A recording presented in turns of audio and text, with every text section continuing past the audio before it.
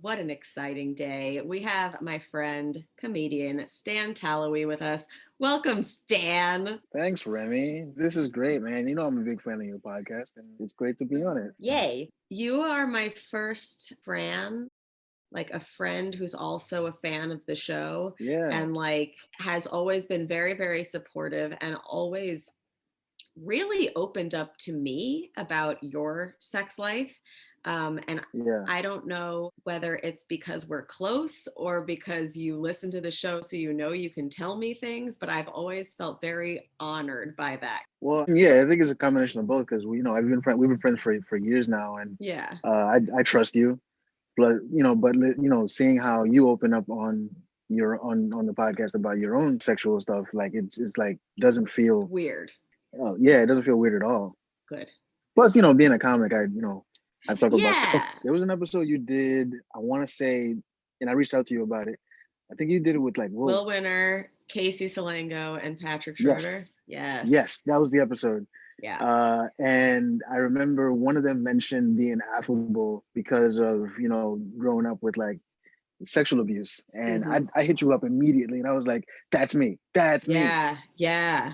So like I'm in therapy, and I'm still Mm-hmm. trying to figure out because I live. It's a really really like repressed memory. Mm-hmm. So there's things that like I remember, and there's things that I feel like I remember, but I'm not sure. But Because you were it was my very grandfather. young. Yeah, I was around. I had to be like 10 or 11 years old, and my grandfather, who's from Haiti, visited.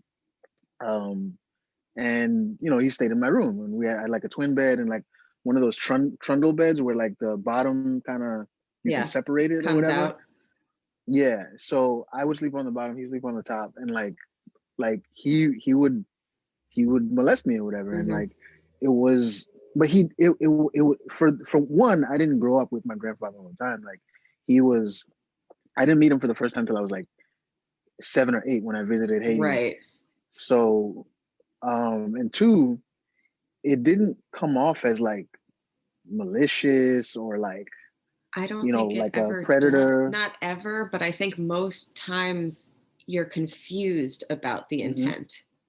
Yeah, yeah, because even talking about it, it just seemed like okay, not that it was innocent, but it was just like you know, even at the time I was like, this is weird, but like I don't, whatever.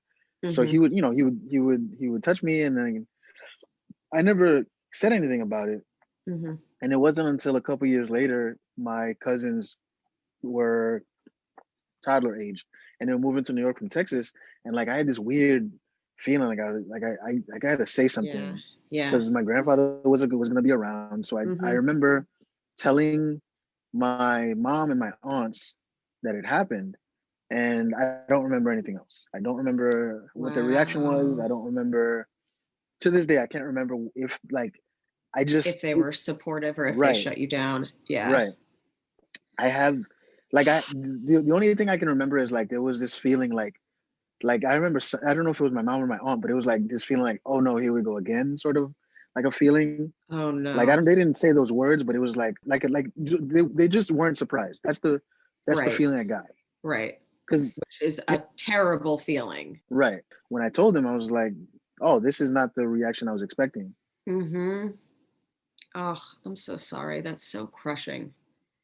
Yeah, but I think I know that your realization is not uncommon with like Jack Stelloso was on an hmm episode talking about her dad and not really talking about it until there were younger siblings involved, hmm that she felt like protective over and was like, oh, we need to talk about it. And the same response of the family, which is like, ugh, how, hmm and not like, like almost like how annoying that you told us and like burdened us with this, like having to deal with it. And like, we'd rather just sweep it under the rug again because yeah, clearly they've done that before. yeah. That's the feeling I got, because it was like, you know, here are my little cousins, and I'm just like, oh, nah, I can't let. Even at 13, I was like, whatever had happened to me was not right, and I Right. don't want it to happen to them. Mm-hmm. So yeah, exactly. Was there a person that you opened up to that was supportive ever? Like, Nah, not till I started going to therapy.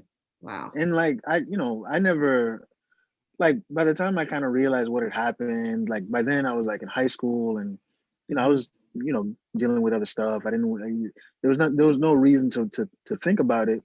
Mm-hmm. Um, and then even like when I got into college, it wasn't really a thing that I thought about. Um, but funny enough, like the only reason I started like thinking about it in therapy was because I was like, all right, well, here's this thing that happened. And Mm-hmm. I had acknowledged it. I felt like I had kind of gotten past it and dealt with it. And I was like, Mm-hmm. I kind of want to unpack it just so that I have something meaningful to talk about on stage when I Mm. started doing stand up. That's because I was like, I don't want What's to. wrong with us? Literally. Because I was like, yeah, I want to like, here's a thing that's like not unique to me, but like enough people can relate to it that it's like, all right, here's this like tragic thing that Yeah. happened I that I might can as kind well of, make comedy out of it. exactly. Yeah. And then the more it's been difficult because how do I find the humor there? And it's still something I'm working on, Mm-hmm. but like what what it led to was really like your podcast, listening to it and realizing, oh, I am that way because of this. Like Right. I don't say no to anybody because of that. Because Mm-hmm. a lot of times because it didn't happen just once with my grandfather, it happened a few times, a lot.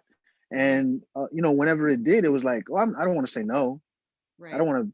This is my grandfather. I don't want to be disrespectful. I started thinking about, is this why I lost my virginity so late? Like I was 24. Like it's also this, it's maybe it's the reason I'm pan or bi or Mm, whatever. Like it's mm. not. I don't know. It could, maybe it's not, but it could be. You I know. don't I don't think so. I mean, like, do you think so since I don't know. listening? I don't know. I don't. I go back and forth with it because like Okay. I don't. I don't find men particularly attractive, but like I'm really into trans women. I don't think those two things are correlated. Right, right, right, right. So that, I mean, but that is, it's up to you to say what your sexuality is, like if you want to Right. label the thing. But if Right. you're not attracted to men and you're only hooking up with women, I think an acceptable label could be straight. Yeah. It could be bi, it could be pan. It's literally like whatever fits your fancy Right. or like feels good that day. But I think I don't like. That's why I'm like I kind of go back and forth. I don't want to blame it on what happened with my grandfather, but like I'm sure Hmm. there's on some level there's some sort of connection, but I don't think it's directly related. Yeah. I just wanted to kind of go back to the therapy thing and be a Hmm. little clear. So you didn't even go to therapy for that issue. You were in therapy for something else. Yeah, I started going to therapy. I forget what year it was, but um, I started seeing it because a friend from college was friends with my therapist, and Hmm. she was doing my old therapist was doing free consultation. So I was like, all right, I'll try it, Yeah. Yeah. Okay. and it just opened up the floodgates of about a bunch of other things, and I never stopped going. Yeah. It's been a huge help. Even like the times when I didn't go, like it was always like I should go back. You know, Hmm. Are you still with that same therapist? no, I'm with a new one now. Because it was a better fit or? No, so I was seeing my therapist, my old therapist, for like 3 years, and then I at one point I wasn't working consistently, so I couldn't afford to go. Hmm. And then that was right around the time I was with my ex, and you had met her. Yep. And um, I was with you the day so that you guys broke up. yeah. I can't. I think I came to you either My before or show. after. Yeah. Yeah, you were at QED. You were at QED. I came to you because I was like, it was the Tuesday after Thanksgiving, and I was like torn up about it because I was like, I don't know if I can do this, and things like that. Hmm. And looking back, I made the right decision, obviously, but um like when I was with her, she didn't want me to go to therapy. Interesting. She was totally against it. She was like, it's a waste of money, and you don't need it, and you're fine, and blah blah blah. And I was like, Oh, I like I need to go back. So by the yeah. time, that was like 2018. So Sometimes by the with like anti-therapy like partners, I'm like, you just don't want me to talk about you. thank you. That's exactly what it was. Like you're scared that I'm going to say what you said today and my therapist might be like, it's a little fucked up. Because realistically, if I had gone back to therapy while I was with my ex, we wouldn't have been together as long, Yeah. because I had Yeah. nobody. I spent a lot of my time with her, and I didn't have anybody to kind of complain to, or bounce these things off of and say, hey, is this cool, should I be upset about this thing? And I With never someone who's did. not biased. If you're asking her, like, is this thing fucked up that you did? She's going to be like, no. Right. Exactly. So I was able to go back to therapy in 20. I think it was like, yeah, like sometime last year. I found a new therapist, and I've Hmm. been with her ever since. Cool.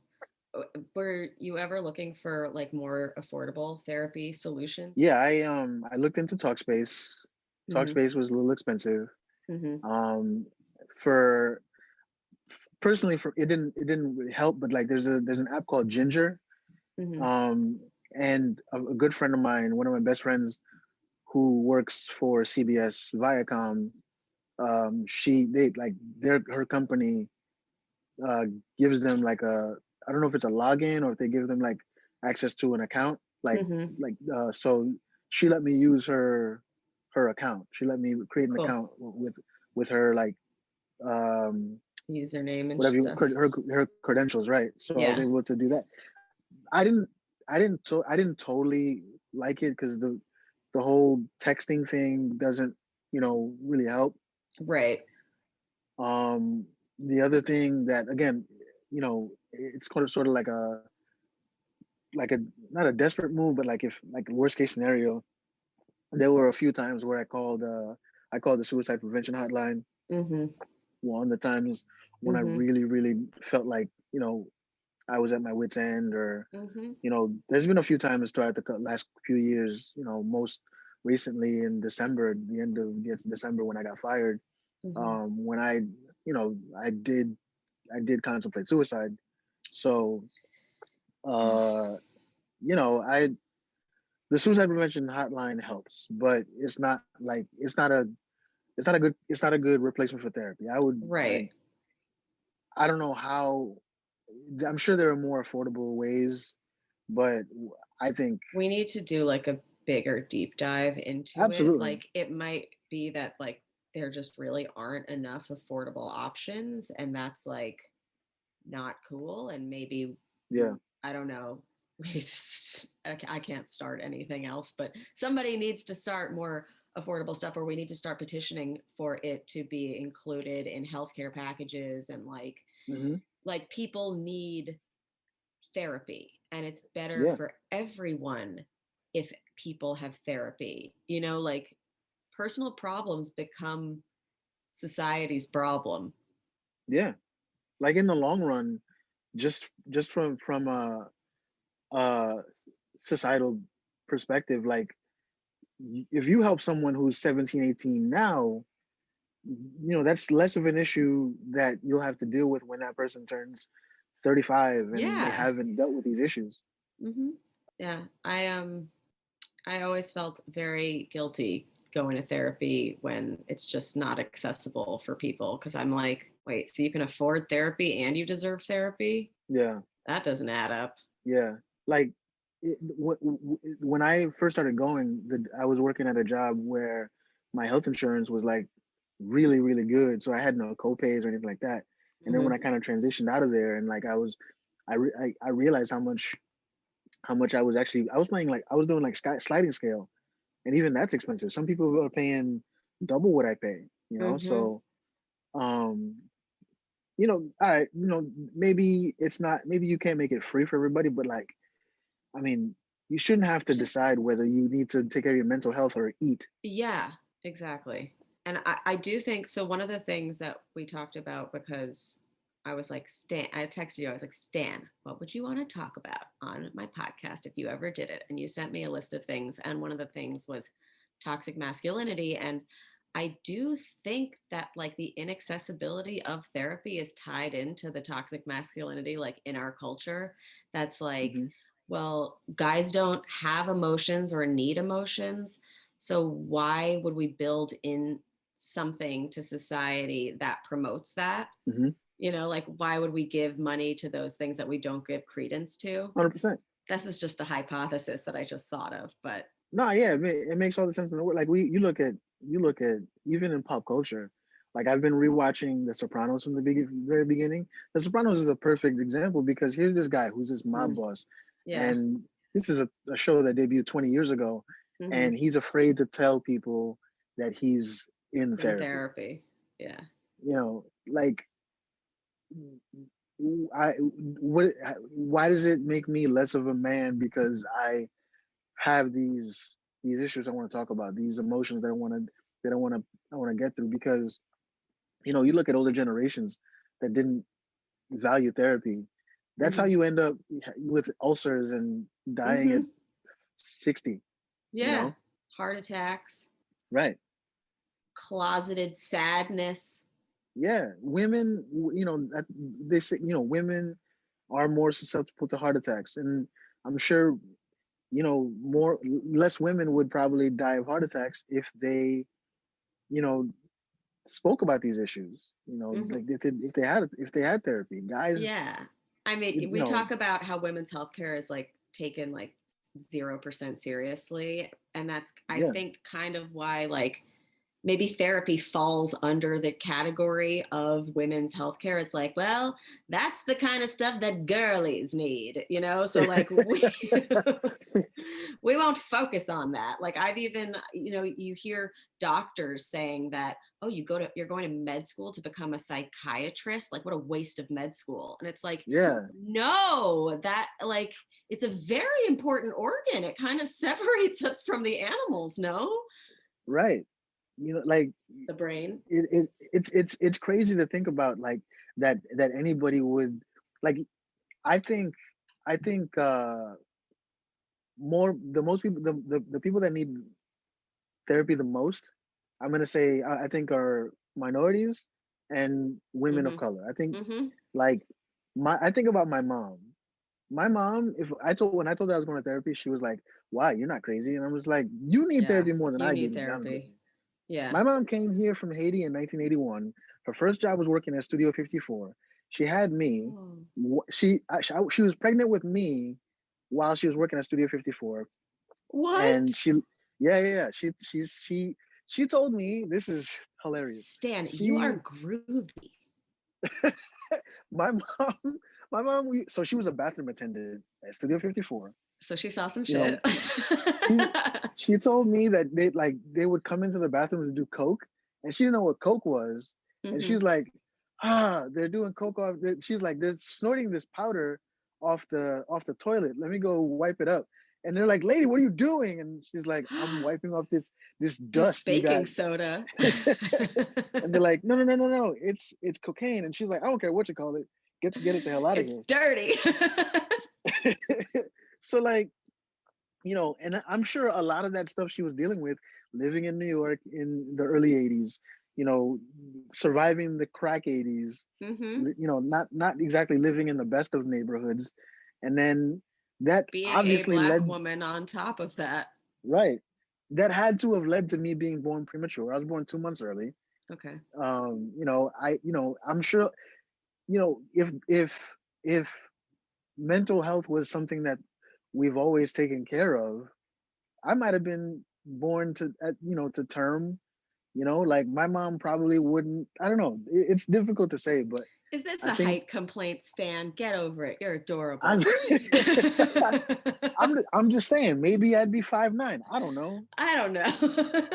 But yeah, no, it's tough to talk to parents about going to therapy when they don't even believe in it themselves. Like Were you surrounded by a lot of toxic masculinity growing up? No. Okay. Um, just my dad moved out when I was like 11. Okay. Um, and I guess I don't know if the lack of men in my life growing up is the presence of toxic masculinity, but Whoa. I think it was the opposite. I think growing up without my dad, it kind of, you know, it forced me to kind of see things from a different perspective. Like, both my aunts, they grew up not I grew up not having their husbands around because we all lived together. It was me, my mom, Hmm. my aunts, my cousins. So like none of us grew up with our dads around. Hmm. So I think that kind of forced me to not. I always said, I don't want to treat women the way I've seen guys them be treated my treated. mom or Yeah. yeah, yeah. So Yeah. like I've always been, maybe I'm too nice, but like at the same time I'm like, No, it's not a thing. but not like, yeah. I think that it kind of forced me not my dad not being around forced me to kind of like look at things differently and say, all right, well, I don't want to do that to anybody. Hmm. So I guess it's a good thing.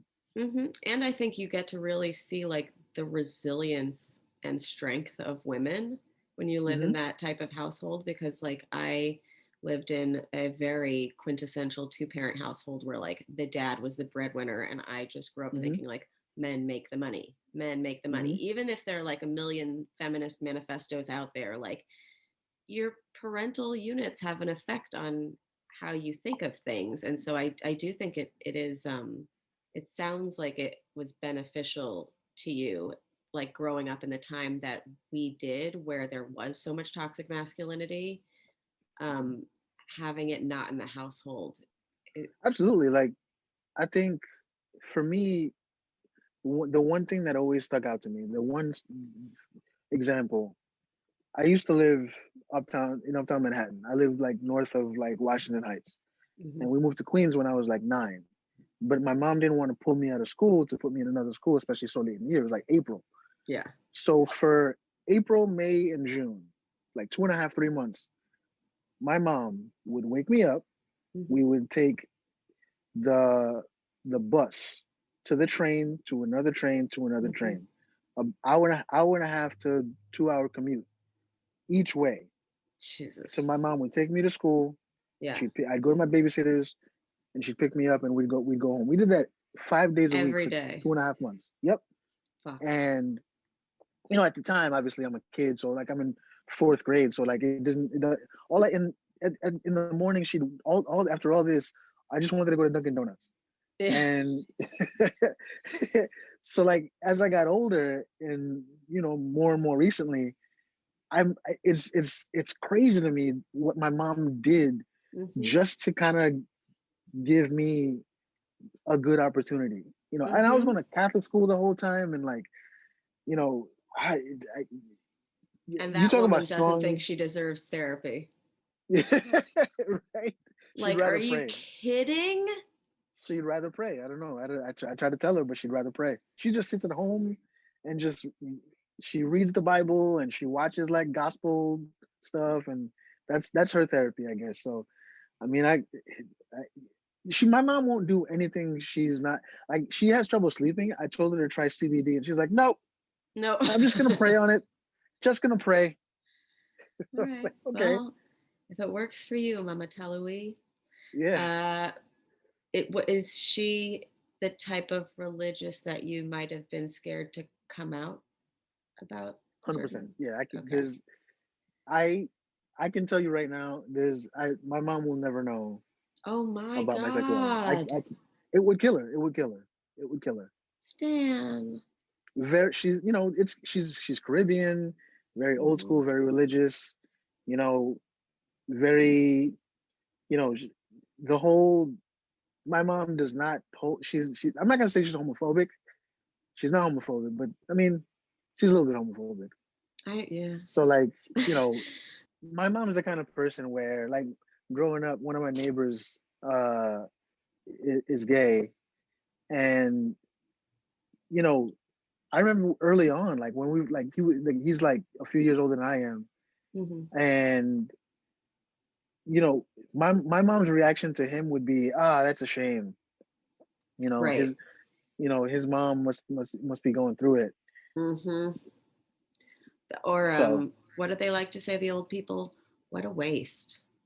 yeah, yeah, yeah, What a yeah. waste. Which is like, Like wait, I there's other gay people waiting to date them, right? right. Like if I told my mom that I, had slept with a dude, Mm-hmm. and she'd be like, she her first thing would be, oh well, why can't you be with a girl? You like, you're so handsome. Mm-hmm. And I'm just like, that's not those. You're like, I I can don't and I know. am and I do, but Right, I also don't mind a penis. right. Like I think that's. To, I don't know what I'll be honest with you. My mom, what is it? She just turned 70. I like she would like. I bought a pair of pants from H&M that were Mm-hmm. slim fit, Mm-hmm. and her and my grandma both called me gay. Pants. That's tough. Yeah. So I'd like to, think I have that, that relationship with my mom that I could be honest with her about this kind of stuff, but like realistically, I can't. Mm-hmm. Like Mm-hmm. none of the older people in my family, I don't think I could. Are the younger people though? Yeah, like my cousins, my younger cousins, they're in their mid 20s, and like I've told them, Oh, and they're, great. they don't really care, because Yay. like Oh, that's to good. See, them, I like that though, because then yeah, there's growth. it's not a new thing, but it's a new thing to talk, that people can talk about.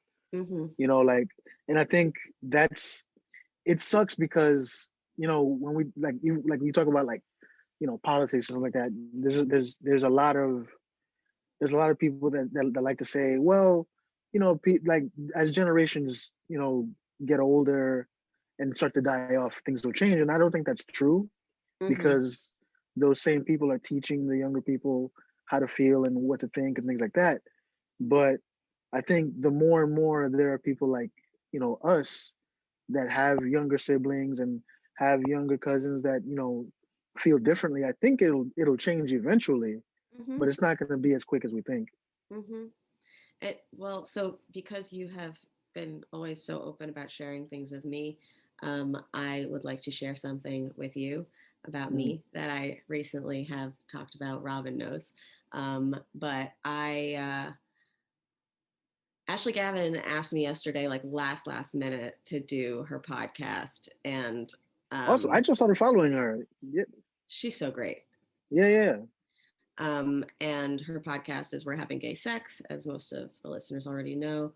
And I was like, of course I'll do it. And in their podcast, everybody introduces themselves with their pronouns. And as it was coming around to me, I was like, just say she, they. Just say Mm. it. You want to, you've wanted to for a while. Just say it. Like, if there's any space to do it, it's here. And I did. So, hi, guys. My pronouns are she, her, they. Still very, very comfortable with she, her, but also delighted if you want to use they. That's great. See, like, Thank you. and that's it. Like I said, it's you and a lot of other people that kind of like make it comfortable and make me feel like okay, like I don't care what people think. Mm-hmm. Well, outside of like my mom, Right. um, but like, like who, like No one I send this don't podcast to care. Stan's mom. Yeah, she'd have a hard time. She'd have a hard time figuring out how to listen Accessing to it. us. Yeah. Yeah, yeah. But like, yeah, like even with stand up, it's like when I started, I was very much like, okay, I can only. I didn't even like doing urban shows. I didn't like doing shows with black audiences and things like Mm-hmm. that because I was like, I didn't grow up typically the same way.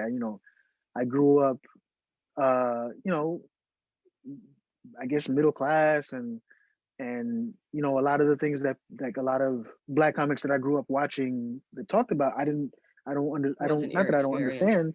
Right, it Yeah. wasn't my experience. So like I went into stand up. I'm coming on 11 years now. When I got into it, I was like, well, this is not my scene. This is not where I belong. And as I got, into it more, and I realized it doesn't matter what, like, as funny is funny, Right. for one, and two, I think I got to give these audiences more credit to be Mhm. able to kind of relate to me and Mhm. understand. So Mhm. now I'm at the point where I don't care who's there, who's listening, whatever. I'm going to talk about what I want to talk about, and Yeah. if that includes my sexuality, that includes, you know growing up in a single parent household, whatever it is, Mhm. it is what it is. I don't care. Yeah. See, I was very scared to make that announcement because of toxic masculinity. Like a lot of the things I do, I feel like I look at through the male gaze, the toxic male gaze, and like Hmm. specifically like comics who Hmm. I grew up thinking were like the funniest or ones that like, starting comedy, I thought they were the funniest and always were like, oh my God, they're going to judge me if they find out I'm bi, or they're going to judge me if they find out that I have some non-binary tendencies, and then yesterday I was just like, you know what, fuck it, because they're going to judge me no matter what. And like, I Hmm. have to just not judge me anymore. And like, if Right. something makes me happy, then like, I have to do that. And also, a lot of the judgment that we're scared of, like, sometimes is unfounded now. Like, I told a few friends, I told a few family members, and like, there were better responses than I expected. Like, it was just Hmm. like, I'm proud of you. And like, thank you for telling me. And like, if somebody didn't understand, there was a lot of like, um, okay, that's great. Can I ask you a few questions? And I'm like, Hmm. yes, like, I don't know. So it's like there's a fear of judgment, but also there's like this nice thing with these younger generation or just people who have like been having these conversations that like is more welcoming than I would have expected. Yeah, and like it's like with comics, I feel like we kind of got to give them a little bit more credit too, because yeah, sure they might judge, but like maybe they won't. And Hmm. I I feel like a lot of times we kind of work ourselves up to think that, you know these comics are gonna judge us, or react negatively, when they probably won't, and they probably don't really care. Maybe. Or they're talking shit on their Patreons. That Who that could, yeah, knows? that could be Who it too. knows? Um, but yeah, so I wanted to talk about too, uh when you started to get to know your body, like your early sexual experiences, had you gotten to get to know yourself before you were assaulted? No. No. So that was um really like your first. yeah, That sucks. because I'm sorry. I was like 10, Mm-hmm. 10 or 11 when it happened. And you know I didn't, like, I didn't start masturbating until I was like 13. Okay. Like, it was because growing up, like especially, I don't know if this is exclusive to the black community or whatever, but like, or maybe it's just a teen boy thing, but like, like, all my friends were like downplaying masturbation. It was like, oh, like, Mm. what, you jerk off? What, do you, like, you can't get a girl? And I'm Mm-hmm. like, I remember being like 12, and I was like, no, I can't get what? Like, I've never, I what? can't get a girl. Are you supposed to? Like, I'm still watching Power Rangers. Like, what? Like, no. Like, is this? So You like, want me to be fucking after Power Rangers? exactly. We got priorities. Power Rangers first, everything else second. Mm-hmm. So, like, when I discovered masturbation, I didn't. It wasn't something I talked about.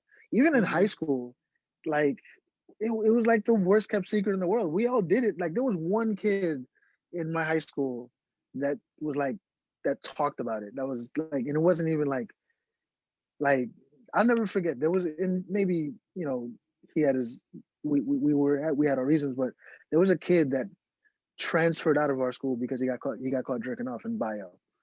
He got like, I feel like there's and always one. and this is an all boys school, so like we let him have it, Mm-hmm. and he transferred schools, and I don't, I feel bad that we did that, but like that's how bad it was. Like at 15, 16 years old, you couldn't admit Mm-hmm. that you were jerking off. It had to be Mm-hmm. like, oh no, I get girls all the time and blah blah blah. And some guys were, some guys did, and that's them. But like, you know, that kind of gets into the toxic masculinity thing. And Yeah. Yeah. when I started college, I made a concerted effort. I was like, I'm not gonna do that. I don't care who knows and who makes fun of me. I don't care about people making fun of me for being a virgin or whatever. And like, I didn't like it wasn't.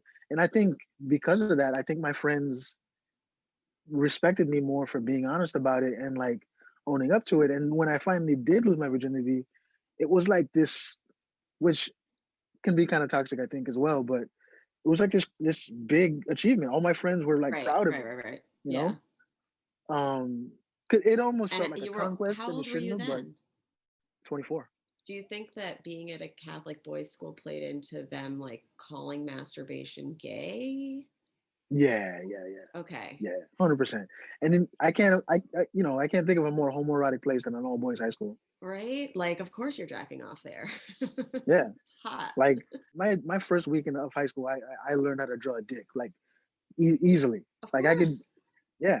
It's just what you did. That's what you do. So I can't imagine that in a school of 1,000 boys from 13 to 17 that there wasn't one gay dude. Had to Hmm. be. When was your first experience with a dick? When I was 19. It was man, like it was all right. So I was 19, and this is when AOL chat rooms were still a thing. Hmm. Um, and a dude had hit me up, and he's like, the whole ASL age sex Yeah. location thing, Yeah.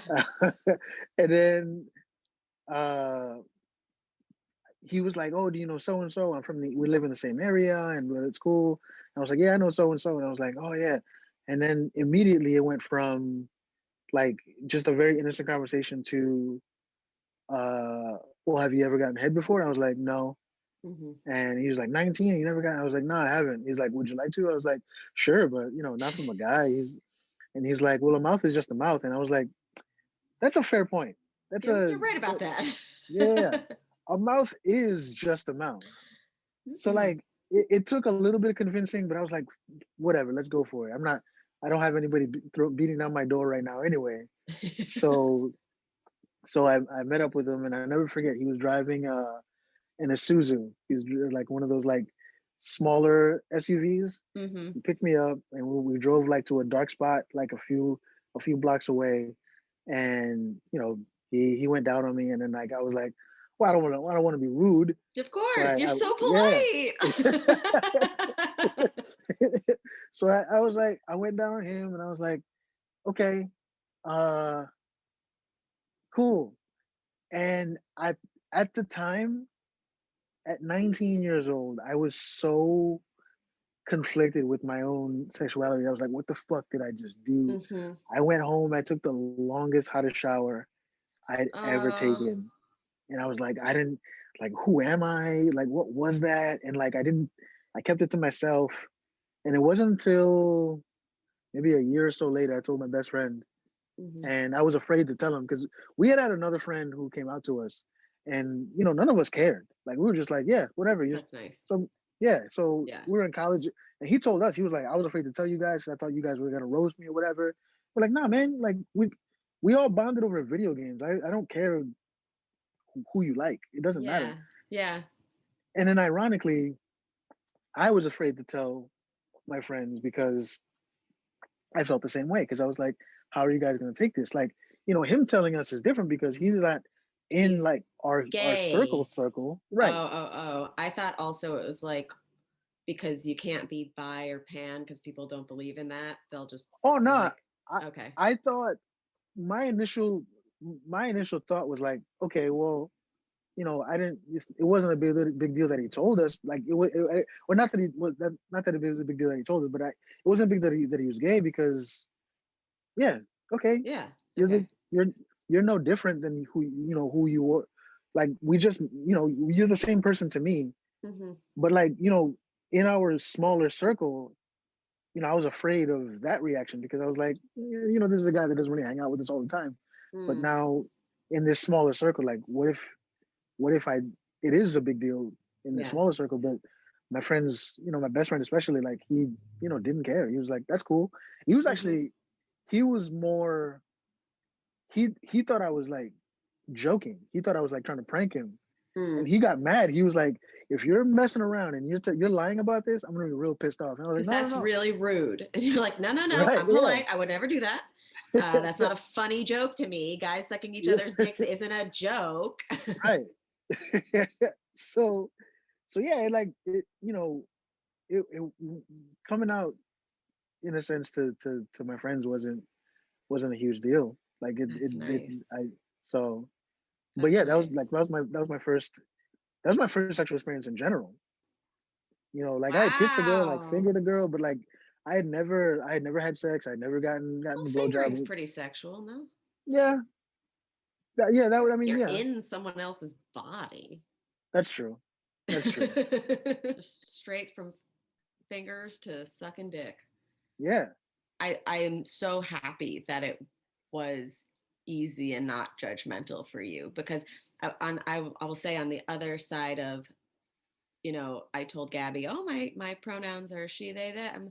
And she's like, oh, great. Congratulations. I love you. You're still my best friend. Versus when I recently told someone or I guess I had just like casually mentioned, like, well, there's the most bisexuals in the world. Like, that's the most common sexuality. And most of us don't say anything because society tells you to pick, and we do.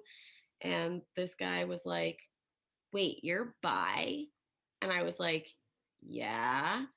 And like, like just take the information, but Hmm.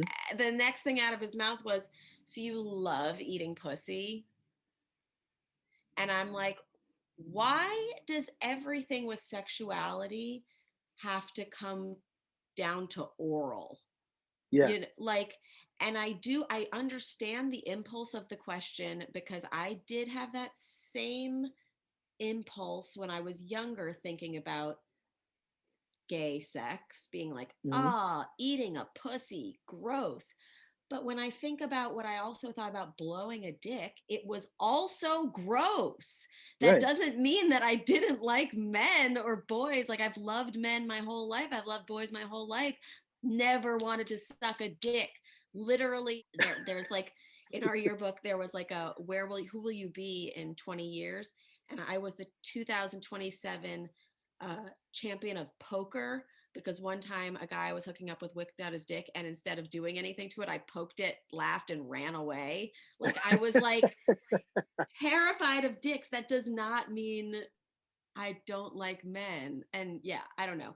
Not that this person's listening to this podcast, but if anybody who that is your natural inclination to like start picturing the person doing a sex act, don't ask them about it.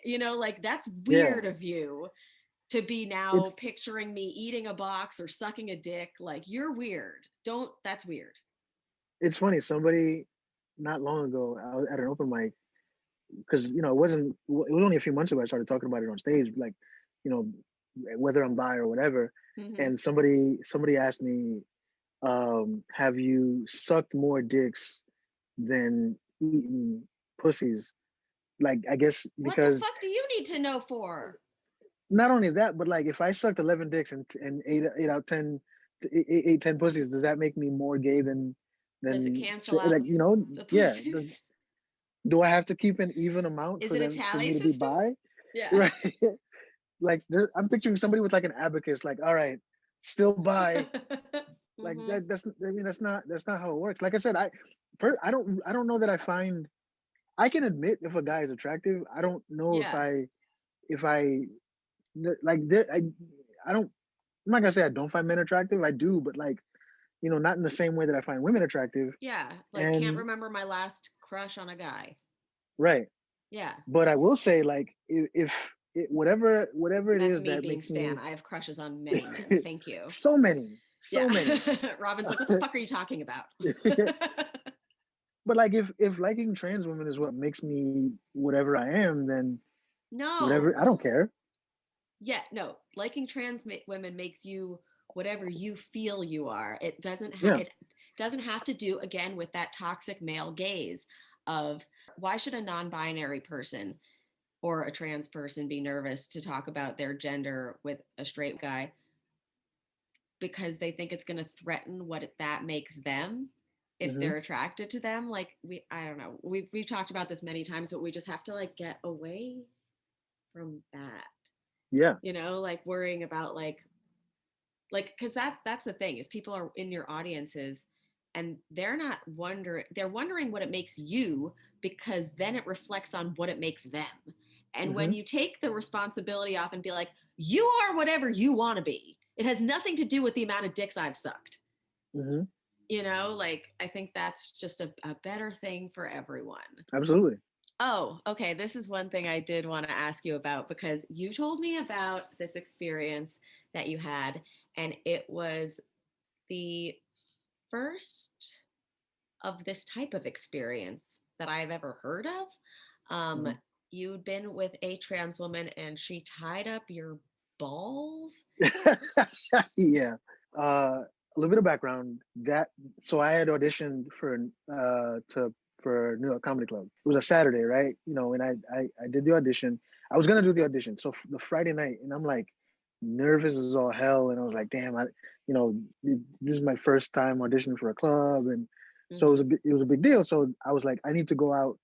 I need to take myself out of my head. Just do something else. Do something crazy, whatever. So I told myself, whatever happens, I'm not saying no to nobody. Mm-hmm. So there's this gay club on like 52nd and like First Ave, and on Fridays and Saturdays Dangerfields?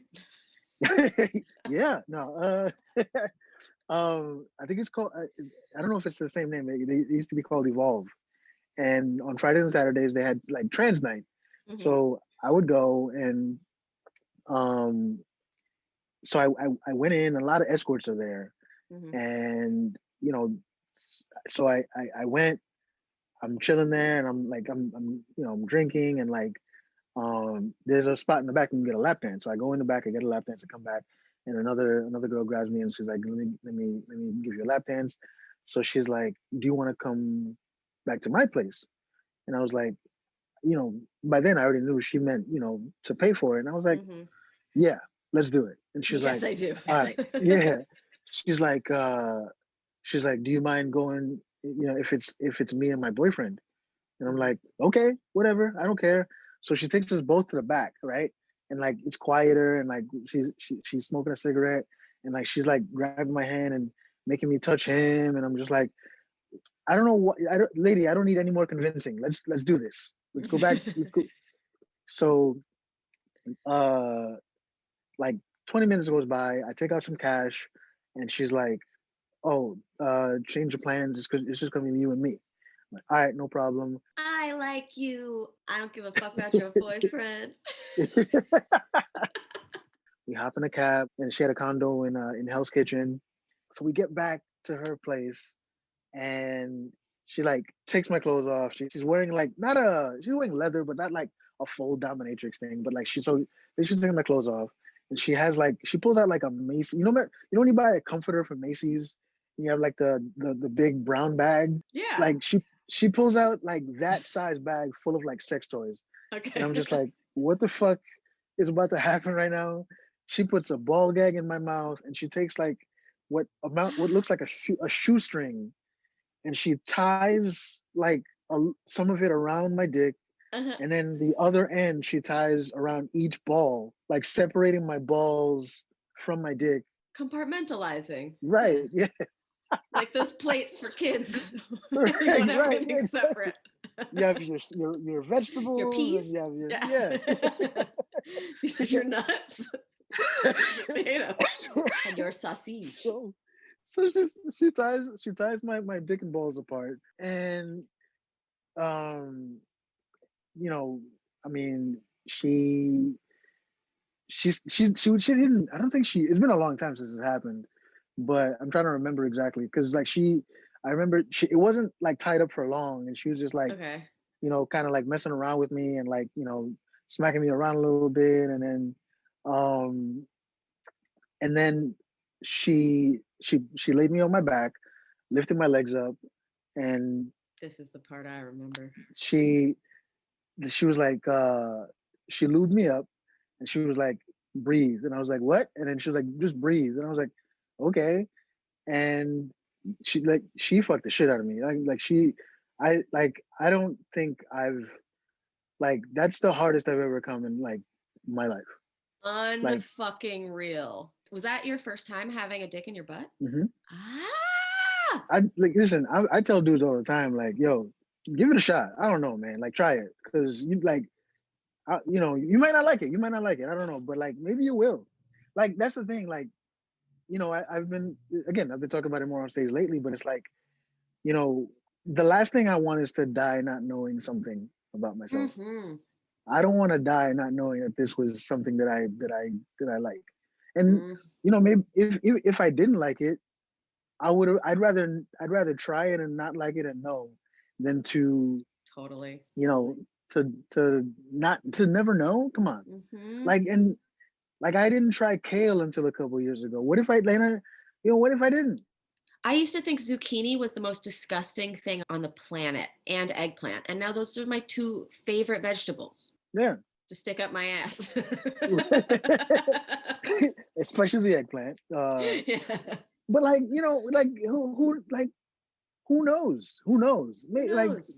I don't know. You never know. I saw some tweet that was like, trying something and deciding that you don't like it is so much better than not trying it and never and saying that you don't like it. Like, if you've never had a food, don't tell me your opinion on that food Right, because you haven't tried it.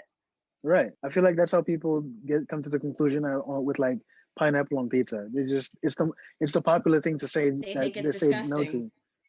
But and it's it it's is, in. but I've tried it. I think So it's I think it's great. See, but again, you've tried it. You don't like but it, to me, yeah, right? exactly. Stan, you're the best. I want to keep going, but well, maybe we can have you back for another time because we have been doing some little Patreon extras anyway. That if people hear this episode and they want to ask you some more questions, maybe they could write in and I could have Yeah, you back. yeah, absolutely. Okay, great. Yeah, I'm an open book. Anybody can ask me anything. I'm, I, you know, I have no problem answering any questions.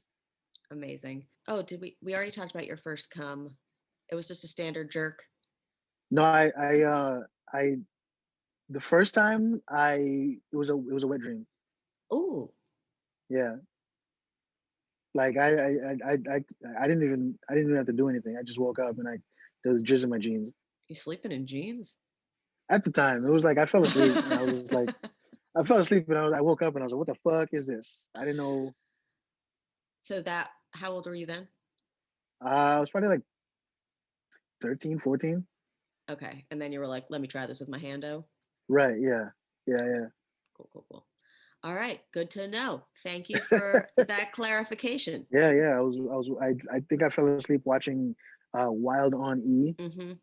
Like, that all those like either that or like it was like those girls going wild commercials or whatever. And I woke up and there I was. Gotta love that early 2000s programming. So fun. Um, so yeah, we have some nice notes on cock and ball bondage that I think we can Hmm. go into when we come back.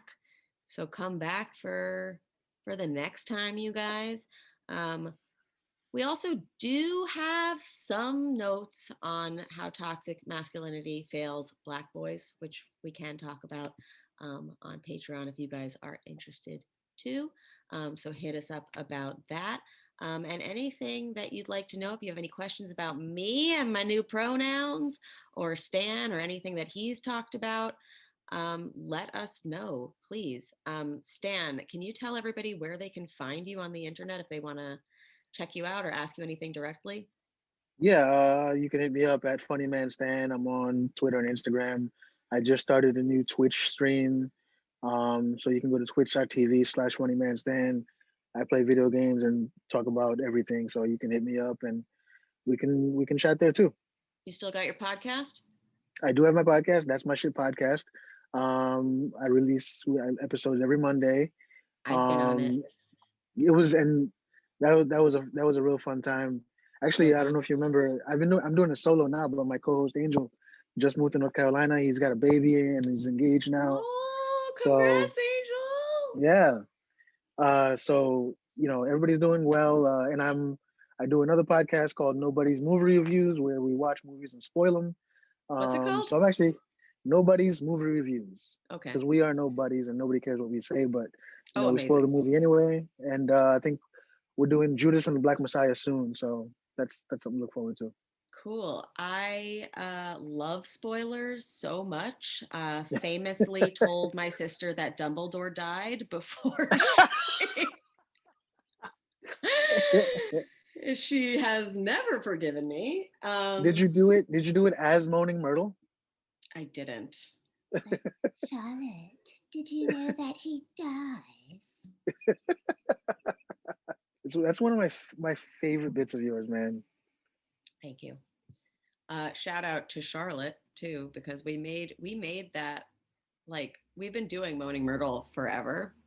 Yeah. And we started it because we went to go see Daniel Radcliffe in Equus on Broadway because The he one was where he doing gets Full naked? Frontal. Yeah. Yeah. And so we saw his dick, and How is it? it, Big piece? it was soft. Okay. And we were living in a time where you commented on the size of people's penises. And the whole time after the show, Charlotte and I just kept going, Harry, I saw your penis. Oh, it was tiny. And I'll never forget what I saw. XOXO, Moaning Myrtle. It's so funny. Yeah, good times. But no more penis shaming, because apparently small dicks can make you come the hardest you ever have in your life. See? Boom shakalaka. Stan, just to end this thing, I have to ask you a question. I think you know what it Mm-hmm. is. Mm-hmm. I have to ask anyone after sexual experience, which this has been. Stan Talouis, did you finish? Yes. Yes, I did finish. Amazing. Thank you so much for coming. Thank you for helping me come. Yeah. You're welcome. Nah, yeah. Listen, Remy, I'm so proud of you, man. I've always been a fan. You're one of my best friends on and off stage, and I'm just glad to be a part of this. You are a treasure, and I'm so honored that you are in my life and now on this podcast. And yeah, everybody check Stan out, and please follow us on Instagram at How Come Podcast and me at Remy Casimir. I love you all, and we'll see you next time on How Come. Goodbye. Goodbye. It's not you, it's me. I try so hard to finish honestly. They say you'll know when you go all the way from A right down to O. Oh no, I think that I still got a ways to go. Oh, I'm sick of this and I have got to know. How come I can't achieve? How come I can't achieve? I'm rolling up my sleeves. Oh baby, I believe these guests can help. 'Cause I can't do it by myself. I wanna just... Okay, so good. So happy. You're the best, Rem. You're the best. I guess we'll plan another one whenever we're ready. But Yeah. I'll start working on this one. And yeah, let me know if there's anything that you want sliced out. If you think about I it. mean, everything's good with me. You don't have to let me know right now. You can have like 3 days. Yeah. Okay. Yeah. Whatever I said about being gay and stuff, take that stuff out. Because of my mom. I'm just kidding. Nah, leave it all in. Well, Wouldn't it be weird if like this is how my mom finds out? I mean, do you know how many drag queens, like the way they come out to their families or the fact that they're doing drag is appearing on Drag Race. Really? Yeah. I mean, I mean, I get it. I mean, like, I can't, like, I can't imagine how, like, if my mom were to ever find, like, my mom would have to watch me do stand up before she, and she never will. So unless I like, I'd have to, if I got this Tonight Show and then I started talking about like gay stuff, that's when my mom would be like, "You like dudes?" That's the only way. She's never gonna know. This is Yeah, but I think it's okay. I don't want to say I think it's a good thing, but I think it's a good thing mm, because by that point, you're famous and somebody has already been like, they're verifiably cool. Like they're mhm, so good at their fucking job that they're on TV for this. So mhm. you better love them still. Right. Yeah. Yeah. Yeah. Yeah. I think that's the best way to. I think maybe you know what? Maybe that's how I'll come out to my mom. Maybe it'll motivate me to I'll get a Netflix special and be like, "Oh, by the way, mom, I've had a dick in my mouth."